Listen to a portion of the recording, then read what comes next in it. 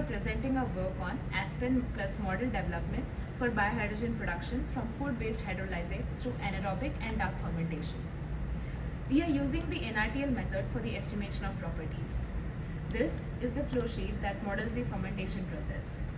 From experimental work, we have identified that the biomass, that is the food-based hydrolysate, gives 93% glucose and 7% maltose.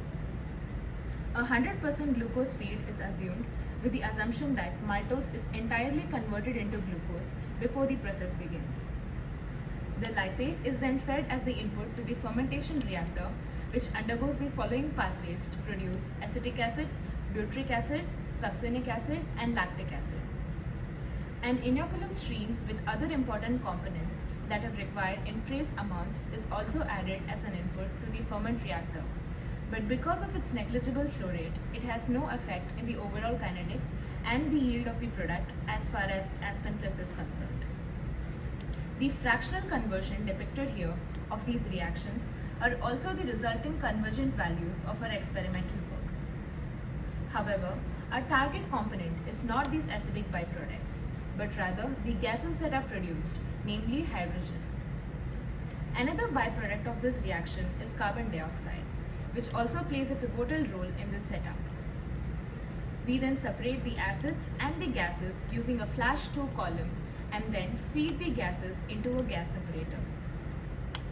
If we recall the reactions from our talk, we realize that one pathway, that is the succinic acid pathway, takes in carbon dioxide and hydrogen in the input to form succinic acid.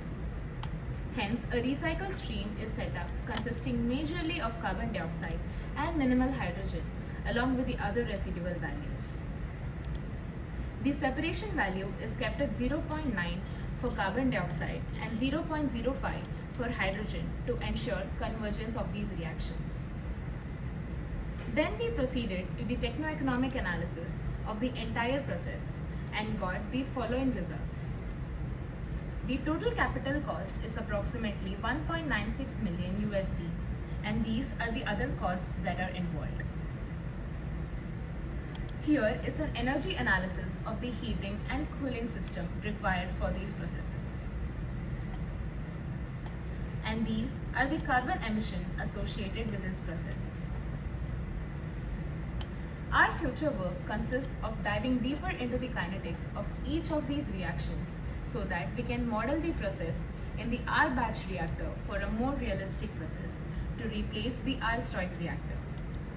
We also plan on extending the same for the enzymatic hydrolysis of the biomass. That concludes our presentation. Thank you very much.